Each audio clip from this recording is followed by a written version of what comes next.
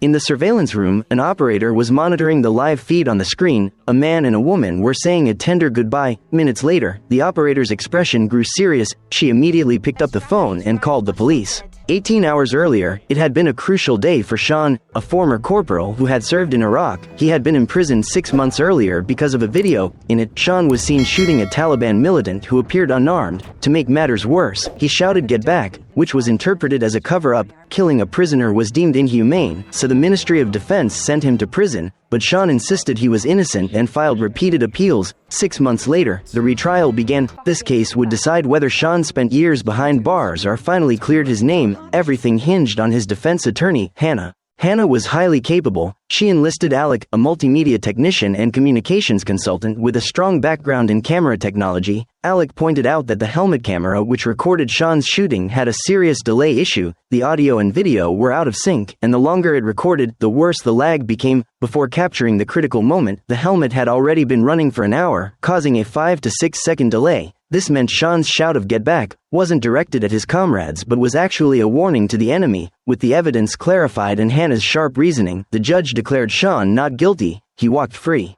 The first thing Sean did after leaving prison was visit his daughter. He and his ex-girlfriend Karen shared custody, but she had left him after his imprisonment. When Sean, still in uniform, showed up outside the school, Karen wasn't pleased. "You're supposed to pick her up tomorrow. Why change the schedule? You're putting me in an awkward spot." Sean promised his daughter he would come again the next day, and only then did Karen take the girl home. 6 months behind bars had changed everything. Sean had lost nearly everything he had. Luckily, he still had loyal friends who threw him a party to celebrate his vindication. At the party, Sean expressed his gratitude to two people, lawyer Charlie and lawyer Hannah. When everyone else had abandoned him, they stood by his side, but the person he owed the most thanks to was Hannah, a brilliant and beautiful woman who had clearly caught his eye. Midway through the party, Hannah decided to head home. Sean quickly followed, eager to escort her. Earlier in the restroom, his friend Matt had encouraged him, if he had feelings for Hannah, he should go for it. After all, he was single now and free to start fresh. Sean caught up with Hannah just as she was about to board a bus. He rushed over and confessed. He didn't want her to just be his lawyer, he wanted to pursue her as a woman. Moved by his sincerity, Hannah responded warmly. Sparks flew between them, and they embraced passionately. The nearby surveillance camera captured everything, streaming the footage back to the monitoring room. The operator couldn't look away until her face turned pale. On the screen, Sean appeared to attack Hannah. Shocked, the operator called the police at once. The case landed on the desk of Detective Rachel, a highly skilled officer with an outstanding record. Not long before, Rachel had led Operation Sycamore, a counter-terrorism mission where she tracked 4 terrorists planning to strike London using surveillance footage. Her success made her a rising star, earning her a promotion and a temporary transfer from counter-terrorism to homicide. After receiving the call, Rachel quickly arrived at the scene, but no one was there anymore. Her subordinate Patrick gave her a briefing. Patrol officers had chased the suspect into a blind spot but lost him. With no witnesses in the late night and no sign of the victim, the only evidence left was the surveillance video. Determined to solve the case, Rachel leveraged her connections to access the facial recognition system and begin the search for Sean. At that moment, Sean had already driven home and was resting on his bed. He had no idea that while he slept, armed forces had surrounded his building. They rammed the door open, storming inside with rifles aimed at him. Sean bolted upright, raised his hands above his head, and dropped to his knees, utterly confused about what was happening. Luckily, Rachel got straight to the point. She ordered him to have his car inspected. Sean complied, bewildered. But when officers opened the trunk, it was empty. The mood turned grim. Hannah wasn't there. She had to be hidden somewhere else. Things just got complicated. Patrick informed Sean he was now a suspect in assault and kidnapping, and the police had no choice but to take him into custody. Accused out of nowhere, Sean was stunned. He'd already spent 6 months in prison and had no desire to go back. In a moment of panic, he lashed out at the officers, but escape was impossible. Rachel quickly confirmed the victim's identity, Hannah. She wasn't just any victim, she was a prominent human rights lawyer and, more importantly, Sean's own defense attorney in his previous case. This case was tangled beyond belief. Sean was a decorated war hero from Iraq, and the victim was the very lawyer who had once cleared his name. Given that Sean had previously served time because of a flawed video, public sympathy was on his side. For that reason, the police decided to keep the case under wraps, away from media scrutiny. Within counterterrorism, there was an unwritten rule. Before taking command, one had to prove themselves capable of handling a major case, often a kidnapping. For Rachel, Sean's case was her chance to move up. She immediately launched the investigation, sending Patrick to Hannah's apartment for leads. The search was disappointing. Hannah hadn't returned home the previous night.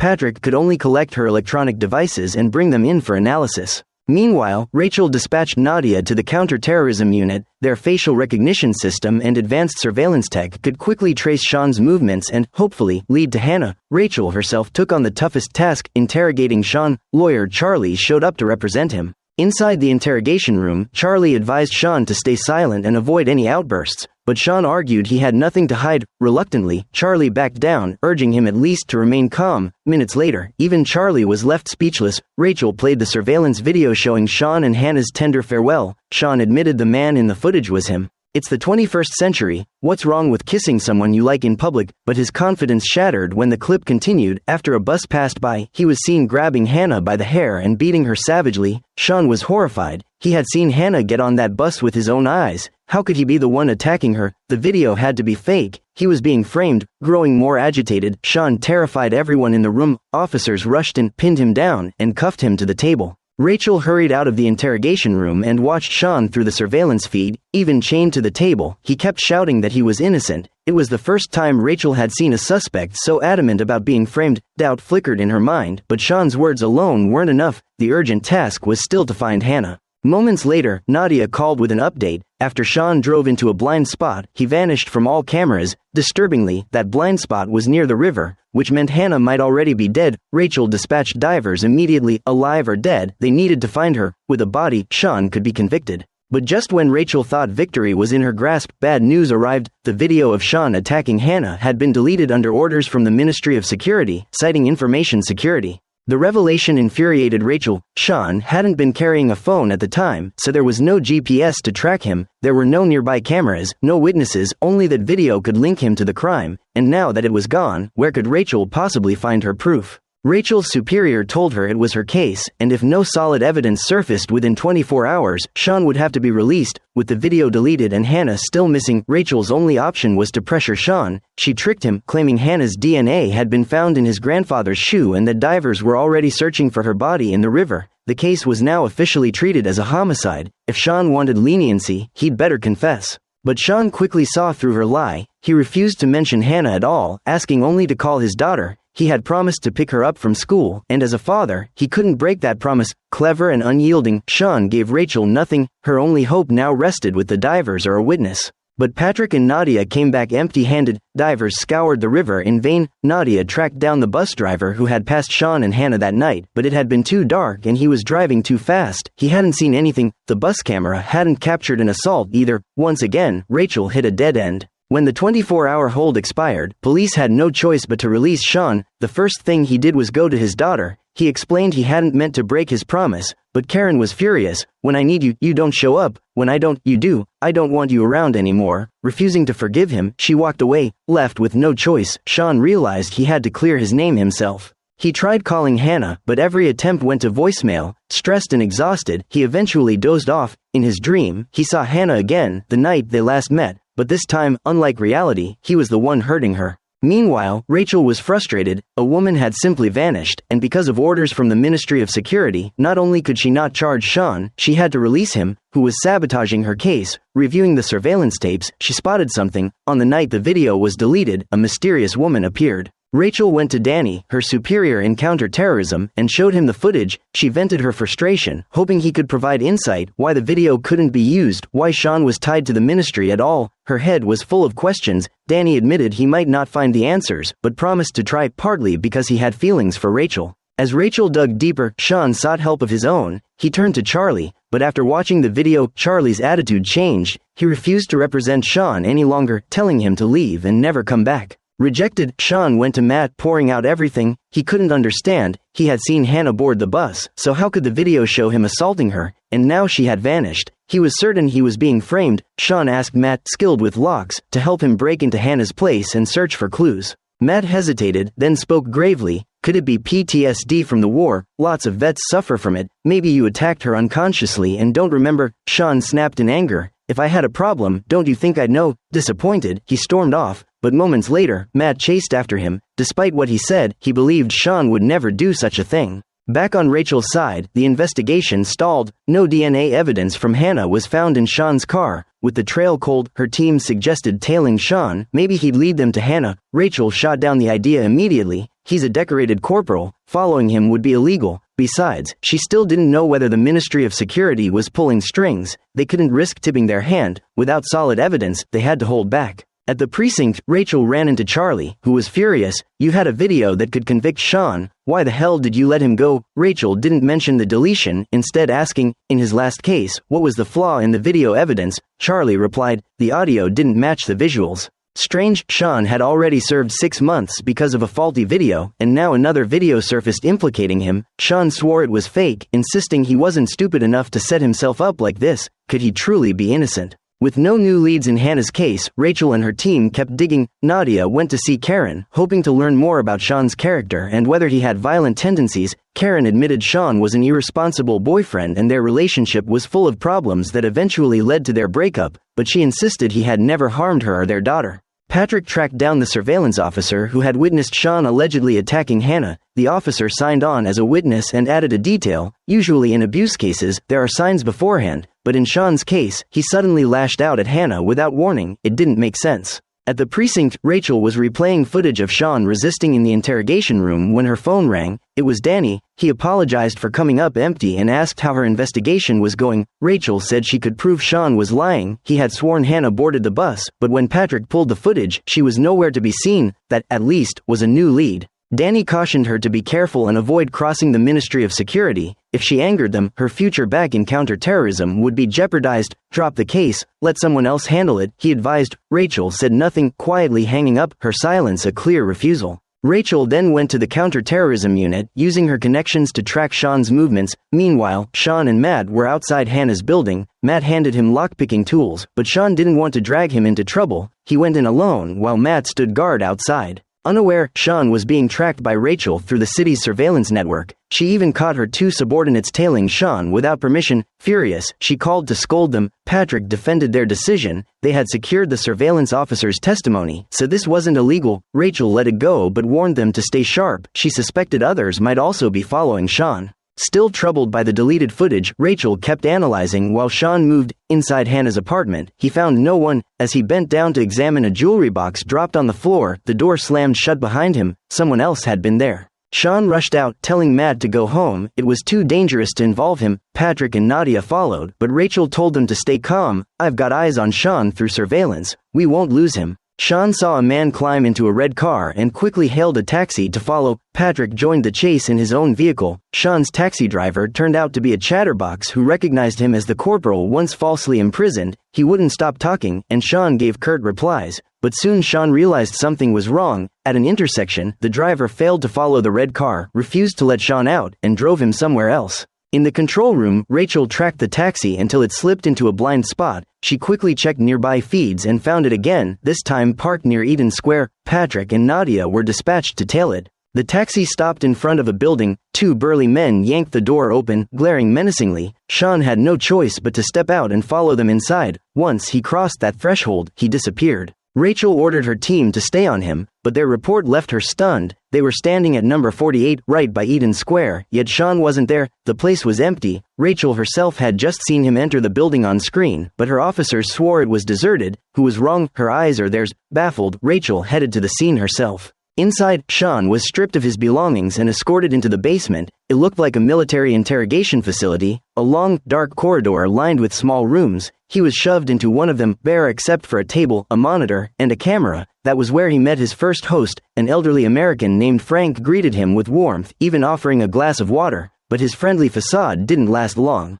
Frank cut straight to the point. "Where is Hannah?" Of course, Sean had no answer. Seeing his silence, Frank switched tactics. On the monitor, Sean saw a hooded man. The hood was yanked off. It was Matt. He hadn't gone home at all. He had been captured. Frank gave Sean a chilling choice: answer his question or watch Matt lose his fingers. To make the threat credible, Frank even had Matt wave at the camera, proving the footage was live. "Your friend's future depends on you," he warned. Sean wanted to answer, but he truly didn't know. As Matt cried out in pain, Sean couldn't take it anymore. He burst out of the interrogation room. Frank didn't even bother stopping him. On this turf, Sean wasn't going anywhere. Sure enough, he was quickly wrestled to the ground by guards. In that moment, a memory flashed in his mind. That night, he may have actually attacked Hannah before blacking out. Meanwhile, Rachel was racing to unravel the mystery of the surveillance feed. She had clearly seen Sean enter the building, yet Patrick and Nadia reported he wasn't there. It had to be tied to the Ministry of Security. She ordered her team to keep watch on number 48 and immediately returned to counterterrorism. There, she asked colleagues to extract the footage and whether real-time surveillance could suffer time delays.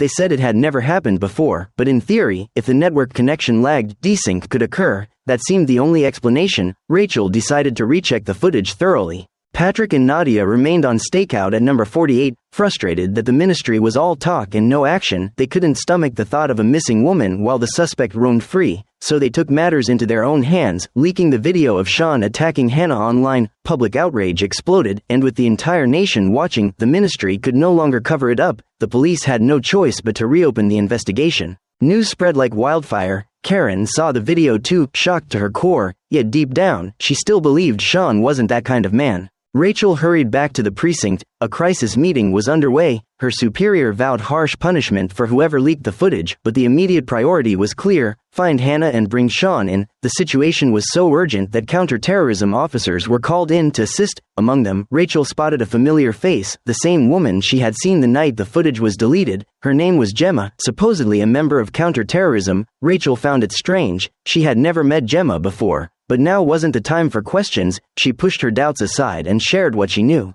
Rachel reported that Sean was at number 48, near Eden Square. 2 men were inside with him, though details were unclear. Patrick was watching but hadn't seen Sean leave. If they wanted to catch him, they had to act fast. Gemma took command, dividing the teams. Counterterrorism would maintain surveillance while the others moved in for the arrest. Rachel sped to the scene. This was her case. She couldn't relax for a second. Gemma warmly invited her to ride along so they could exchange intel. Rachel agreed. During the ride, Gemma chatted about her family and asked why Rachel chose this line of work. Rachel admitted she hated being lied to. She recalled her irresponsible father, who had cheated on her mother. After her mother's death, he shamelessly brought his mistress and illegitimate child into their home. Tragically, her mother had died never knowing she had been betrayed. Rachel swore she wouldn't end up like her, so she became a detective. After finishing their conversation, Rachel and Gemma arrived at number 48. Rachel and Patrick knocked while the others waited outside. A butler opened the door. Patrick showed his badge and asked if he had seen Sean. The butler shook his head. "I've only seen him on TV. Isn't he the guy everyone's been talking about?" Since the man refused to cooperate, Rachel pulled out a search warrant and demanded entry.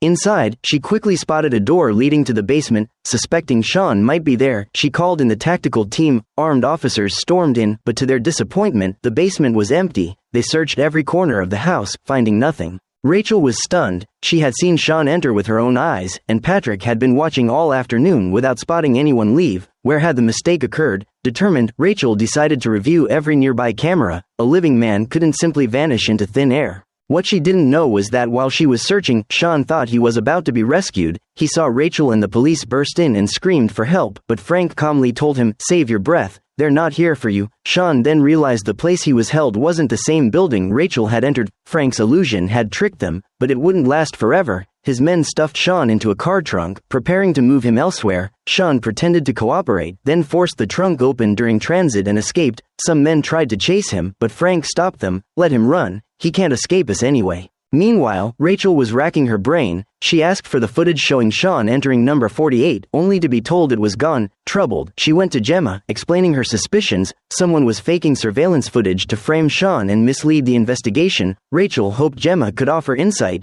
After all, the video of Sean assaulting Hannah had been deleted the very night Gemma appeared at the precinct. Gemma said there was little she could do but asked to see the clip of Sean entering number 48. Maybe it would change her perspective. That night, Sean melted into the crowd and sought out Alec, the multimedia expert who had testified for him before, now branded a fugitive with his face plastered on wanted posters everywhere. Sean desperately needed answers. If the surveillance system was compromised, he needed a specialist's opinion. Alec explained that today's face-swapping AI was sophisticated, but the video incriminating Sean was live footage. It couldn't have been edited in real time. The chance it was a deepfake was slim. He then suggested Sean might be suffering from psychological issues and urged him to see a doctor. Sean grew angry, nearly punching him, but restrained himself. Deep down, he knew he was innocent. Still, it seemed his case was already sealed shut. No sooner had Sean left than Alec phoned the police, claiming he had vital information about him. Rachel, however, chose to set that aside for now, focusing instead on retrieving the strange footage, but before she could, it vanished. Furious, Rachel was pacing when Gemma approached, urging her to stay calm, don't lose control, learn when to stop. Failing to find a video isn't an excuse to fail the case. Rachel scoffed inwardly. This woman wasn't helping at all. Later, she met Alec privately. He told her the incriminating video itself was suspicious. It might not have been live at all. Someone could have hacked the surveillance system and injected doctored footage to frame Sean, but Alec admitted he couldn't prove whether the video had been altered. Still, his explanation gave Rachel clarity. If that video could be fake, then perhaps the one she had watched had also been manipulated. It was a breakthrough. She thanked Alec and hurried off. At the same time, Sean was still on the run. He hid in an abandoned house, where to his surprise, Matt found him alive and well. That meant the footage Sean had seen of Matt being tortured was also fake. Confused but relieved, Sean borrowed Matt's car. He needed to get out of London, at least for now, to survive. As Sean drove, he heard a noise coming from the trunk. He stopped, opened it, and froze. Inside was Hannah's corpse. Shocked, he didn't know what to do. Seconds later, he looked up at a nearby camera, realizing a whole team must be watching. He was right, Rachel, Gemma, and others were monitoring him, but since the camera didn't capture the trunk, no one else knew what he had just seen. Rachel quickly understood she needed to act. Police cars closed in. Hearing the sirens, Sean abandoned the vehicle and ran. He wrestled with officers, barely breaking free, but pepper spray blinded him. Stumbling forward, he eventually regained his sight, only to see Rachel standing before him. "I believe you," she said. "Come back to the station with me. This time, I'll listen." But Sean no longer trusted the police. To him, they just wanted to lock him up as quickly as possible. When Rachel lowered her guard, Sean shoved her aside, stole a car, and fled. Before speeding away, he shouted, "You went to the wrong place this morning. They took me to Gaster Square. If you want the truth and to clear my name, go there." With that, he roared off. Police cruisers in pursuit. He pushed the car to its limit, ditched it, and cut through side streets. But as he staggered across a road, a vehicle came out of nowhere and hit him. Sean collapsed, unconscious. At the same time, Hannah's body was officially recovered. Strangely, she had died only a few hours earlier, meaning she'd been held captive until recently. Rachel wanted the body examined, but another mortuary unit stepped in, claiming jurisdiction. From now on, they would handle the case. Rachel, unwilling to lose control of the investigation, ordered Nadia to oversee the autopsy and demanded results within 24 hours. She then dispatched Patrick to investigate the house near Gaster Square, the lead Sean himself had provided. While Rachel scrambled, Sean regained consciousness in a van. Behind the wheel was a man named Kenny, beside him a woman named Alma. They told Sean they had saved his life, but first needed to check his shoes for a tracking device. Though their tone was sincere, Sean trusted no one. He lunged at them, nearly causing a crash. Finally, Alma found a tracker hidden in his shoe. Sean eased up, realizing they meant him no harm. Alma explained he'd been framed by a tactic known as bait and switch. They were taking him to a place where he'd learn the whole truth. "Be patient," she urged. "We're not here to hurt you." Meanwhile, Rachel met with Danny. Recent events forced her to confront a chilling possibility. Back in Operation Sycamore, she had relied on video evidence to convict 4 terrorists. But if surveillance footage could be manipulated, had she imprisoned the wrong people? Rachel was also disturbed by Gemma's behavior. Whenever she raised concerns about doctored footage, Gemma brushed it aside. Rachel suspected she was hiding something. She asked Danny to investigate Gemma, but he defended her instead. That was when Rachel realized Danny might have already known the Sycamore footage was flawed. If he wouldn't help, she'd investigate on her own. Just then, Nadia called. Hannah's autopsy wouldn't be ready until Monday, because Gemma had signed off on the delay. Furious, Rachel ordered Nadia to transfer Hannah's body to a morgue under her jurisdiction. As a senior investigator, she had the authority to demand it. While Nadia hit roadblocks, Patrick uncovered something new: the house where Sean had been imprisoned, the base of Frank's men. After some hesitation, Rachel decided to confront Frank directly. He agreed to meet but revealed nothing, citing intelligence laws. "Ask the British or American governments," he said, "otherwise I'd end up in prison myself." Still, he praised Rachel's intelligence, calling her a natural for the job and lamenting her transfer out of counter-terrorism. With no answers, Rachel and Patrick left empty-handed. On the way back to the station, Rachel and Patrick talked. Rachel recalled Alec's warning that even surveillance videos could be doctored. Patrick remembered what the surveillance officer had said: in most assault cases, there are signs beforehand, but Sean had seemed to snap out of nowhere. "Maybe we should ask her again," he suggested. In the control room, the officer analyzed Sean's behavior, concluding that although he looked decent on the surface, he was actually a creep. That night, she admitted she had only kept watching him because he was attractive, and then stumbled on the shocking footage. Hearing this, Rachel felt a chill. Something wasn't right. Patrick also noticed inconsistencies, though he needed more evidence. The two split up. Patrick went to investigate a transport company, while Rachel prepared to return to the station only to be intercepted by Gemma. Because Rachel had ordered Patrick to move Hannah's body, violating protocol, Gemma accused her of obstructing justice. She advised Rachel to drop the case, go home, and rest. Any disciplinary action could wait until the investigation was over. Rachel was speechless, pulled off the case right in the middle of it. With no choice, she sought out Danny for answers. That evening, Danny was dining with his wife and friends at a high-end restaurant. Awkwardly, Rachel and Danny had once been romantically involved, though they had since broken up. Seeing her arrive, Danny stiffened, fearing she'd cause a scene, but she came with another agenda. Rachel brought up Operation Sycamore. She finally understood. Back then, she had been chosen to review surveillance footage, and she'd found the video that convicted 4 terrorists. She had been the perfect pawn, eager for promotion, desperate to prove herself, and too impulsive to question the evidence. Like the surveillance officer now, she had been a puppet, manipulated from the shadows. Rachel pressed Danny. How many people had they framed? What role had she unknowingly played in these schemes? If Sean hadn't killed Hannah, did her death tie back to counter-terrorism? And if Danny wouldn't talk, Rachel threatened to tell his wife about their affair. Cornered, Danny confessed. He didn't know who had killed Hannah, but before Rachel sought justice for her, he urged her to investigate Hannah's past. Ever heard about the human rights lawyer who defended British soldiers? He asked.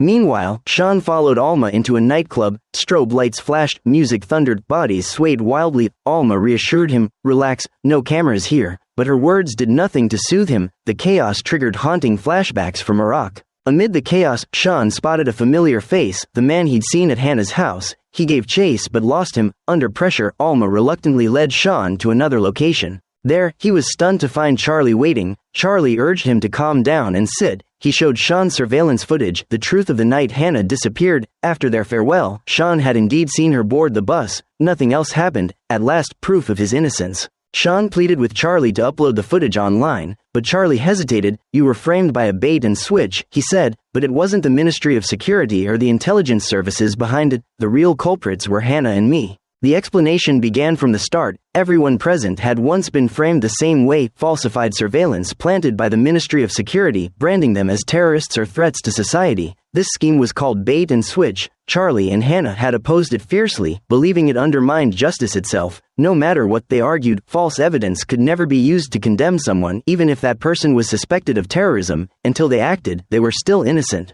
Charlie and Hannah rallied like-minded allies and formed an organization determined to expose the Ministry of Security's dirty tactics to the world. Their plan was simple but bold. First, select a scapegoat, then, using AI face swapping, create a fake video of an assault or kidnapping, hack the footage into the surveillance system, push the story into the public eye, and when the police arrested the scapegoat, reveal the real footage, exposing the bait and switch operation. Sean was their chosen scapegoat, a decorated war hero wrongfully imprisoned for 6 months. He was well known across Britain. Using him as the face of their scheme was perfect. Hannah and Charlie deliberately took his case, defended him, cleared his name, and carefully led him into their trap. Hannah even played the role of seductress to ensure nothing slipped. At first, they never intended to frame Sean for kidnapping. He only needed to stay at the station a few days until Hannah resurfaced to clear things up. But the plan derailed. Sean's story never reached the news before the incriminating video was deleted, and worse, the case was handled by counter-terrorism, directly tied to the Ministry of Security. In truth, Rachel had no idea what bait and switch was. Desperate to solve the case quickly, she leaned on counter-terrorism for facial recognition support. Their staff immediately spotted flaws in the video and reported it to higher-ups. That's when Danny, Gemma, and Frank, all once aligned, got involved. They suspected the case was a trap staged by human rights activists to expose bait and switch. Danny ordered the video deleted, burying the case.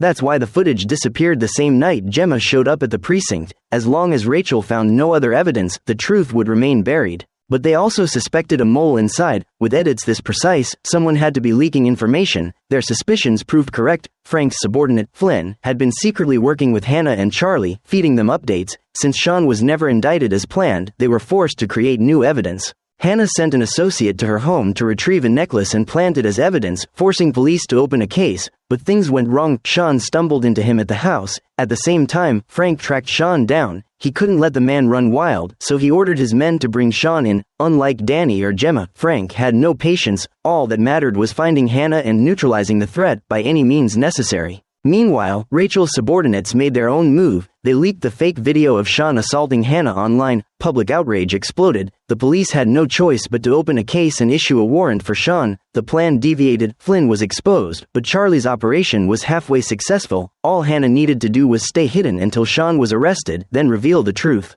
But they underestimated Frank, a ruthless man. He decided to turn fiction into reality. If Hannah wouldn't disappear quietly, then she would be killed, and Sean would take the blame. Danny and Gemma protested fiercely. Hannah was a British citizen, not a terrorist. Frank's methods were too extreme. Outwardly, he agreed to hold back. In secret, he tortured Flynn for Hannah's location. To Frank, safeguarding the organization was worth any cruelty. Broken by the torture, Flynn revealed Hannah's hideout. Frank's men stormed the place and captured her. Facing his threats, Hannah refused to yield. Everyone deserves a fair trial, she declared. That's the foundation of justice. Frank sneered at her defiance, then coldly prepared to end her life. The very people Hannah fought to protect were, in Frank's eyes, nothing but animals. She thought she was defending human rights, but to him she was aiding the enemy. If she chose to stand against him, then death was the only outcome, because Frank also had something to protect. That was the cold truth. At the same time, Rachel learned the full story from Danny. She now knew Sean was innocent. Patrick uncovered key evidence at the transport company. Sean had claimed Hannah boarded a bus, and the CCTV from that night confirmed it. That was enough to prove his story. Rachel took the footage from Patrick and arranged to meet Danny in a parking lot away from the crowded restaurant. By now she had also discovered Hannah's true identity, leaving Danny no choice but to explain their role. This time Danny didn't hold back. He told her everything. Rachel was furious. An innocent woman had died, yet they still claimed to be protecting the people. Danny argued they had only been waiting for the right time to reveal the bait-and-switch operation to her. As for Hannah, she had brought it upon herself. And Frank, he would stop at nothing, but the organization would punish him eventually. Rachel didn't want to hear any more. She opened the door and stormed out. Just then, an anonymous tip came in. Sean had been spotted at a nightclub. Rachel and Patrick rushed over. Sean was innocent. They had to protect him. Meanwhile, Charlie's group also got word and urged Sean to surrender, promising to handle the rest. They couldn't let Hannah's death go to waste. Sean forced himself to stay calm, but rage boiled inside. If not for them, he would have reunited with his daughter long ago instead of living as a hunted man. Sean pretended to cooperate, but as they left the club, he suddenly took down a man, the same imposter who had worn his uniform, staged the assault on Hannah, and turned him into a fugitive. After exacting his revenge, Sean slipped into the crowd and escaped. By chance, he ran into Rachel and Patrick instead of the police. Rachel begged him to trust her, promising to protect him and prove his innocence. Sean hesitated, then finally agreed. Deep down, he felt she was the only one left who could help, and he was right. Rachel took him to his stepmother's house for safety. Once he was secure, she moved into action. The bus footage of Hannah was the key to clearing Sean's name. Rachel planned to use it as her knockout blow, but the Ministry of Security struck back, this time targeting Sean's daughter. On TV, Sean saw the news that she had gone missing. He assumed it was the human rights group pulling strings to force his surrender. Enraged, he confronted Charlie, using a child as leverage. That's inhuman, Sean shouted as he beat Charlie to the ground. Gemma stepped in, stopping him. If you want to see your daughter again, do as we say, she warned. Meanwhile, Rachel, learning of the abduction, went straight to Frank. She believed no one else would dare. Frank denied everything. Their confrontation escalated until Danny and Gemma arrived. Danny, fearing Rachel would make things worse, tried to defuse the situation, but Rachel delivered an ultimatum. By 1 p.m., she would send the bus footage to the chief inspector and the Home Office unless Sean's daughter was released and her position reinstated. The threat rattled them. Danny offered to talk her down himself. He was confident. After all, they had history, and he had always respected her. He even hinted at bringing her into the organization, but Rachel snapped, "Stop wasting your breath. You claim to protect the people, yet you collude in murder and child abduction, and you call that protection?" Their argument spiraled from work to their affair until the negotiation collapsed. At the same time, Sean reunited with his daughter. She was safe and unharmed. The two shared a precious moment together, but deep down Sean knew, unless he confessed, she would remain in danger. It was blatant blackmail, and he had no choice but to accept. Perhaps it was time to end everything. He made his decision, while Rachel waited at Frank's house, staking everything on a gamble against the Ministry of Security, though she was just one woman against a giant. At 1 p.m., Patrick tried to upload the bus footage online, only to discover the USB Rachel had given him was corrupted. It was Gemma's doing. Distrusting Danny's ability to sway Rachel, she took matters into her own hands. Gemma led Rachel to the surveillance room and played a clip, Sean confessing. On screen, he explained how he'd lost control that night and kidnapped Hannah. Rachel was stunned. Could they really twist reality this way? Their tactics were too polished. Refusing to betray her conscience, she stormed out. When she returned to the station, she was shocked to see Sean himself in the interrogation room. The footage hadn't been doctored, it was happening live. Sean confessed for the sake of his daughter. To soften the blow, the ministry didn't label him a monster, but a veteran suffering from war trauma. Soldiers, after all, were expected to carry scars. He would be seen not as a criminal, but as someone making a sacrifice for his country. With good behavior, he could be out in a few years. 3 days later, Sean confessed in court. The kidnapping case was closed, but Charlie's group refused to accept it. They released the real footage online. Public opinion split in two. Some believed Sean was guilty, others defended him. The key now lay in Rachel's hands, the bus footage of Hannah, but she wasn't ready to release it. After the trial, Gemma explained to Rachel that bait and switch wasn't about fabricating lies, it was about reconstructing truths. They didn't frame innocence, they only locked away dangerous individuals before they could strike, all in the name of public safety. But if Rachel exposed it, countless convicts sentenced on surveillance evidence would demand retrials. How many would walk free? Society would fall into chaos. For the public, ignorance might be a blessing. For Rachel, the choice was hers. If she was ready, she should join them.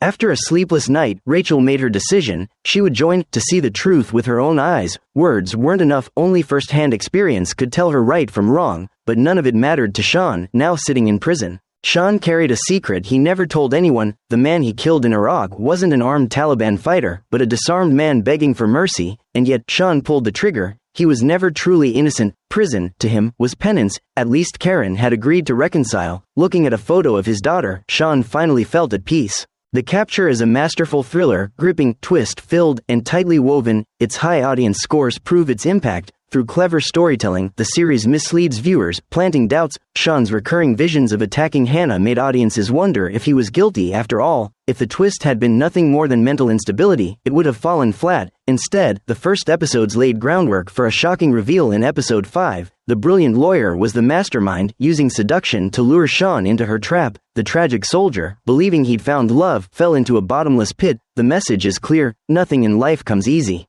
Now let's talk about Danny's group at the Ministry of Security. Were they right or wrong? Legally, they were absolutely wrong, twisting the truth, turning innocence into guilt. Gemma insisted they never frame innocence, only lock up dangerous individuals, but Sean's case proves otherwise. If they call it reconstructing reality, then fabrication is inevitable. Gemma's reasoning for telling Rachel not to expose the bait and switch was absurd. She claimed, for the public, ignorance is bliss. But wasn't Sean part of the public too? Imagine waking up one day only to find yourself branded a fugitive. No matter what you say, nobody believes you, friends betray you, you're forced into hiding. What right do they have to decide who is guilty and who isn't? To them, ordinary people are livestock, locked in a pen, and when needed, one is slaughtered for protection. If Danny and Gemma were in the people's place, would they accept this system? Gemma's words sounded noble, but in practice it was nothing more than justifying the imprisonment of innocence. Frank is the perfect example. In episode 6, his American colleague Jessica outsmarted him, taking away his informant and reminding him, "Don't think you're the only one doing the watching." His expression turned grim. If Danny or Gemma were in his shoes, they'd be no better.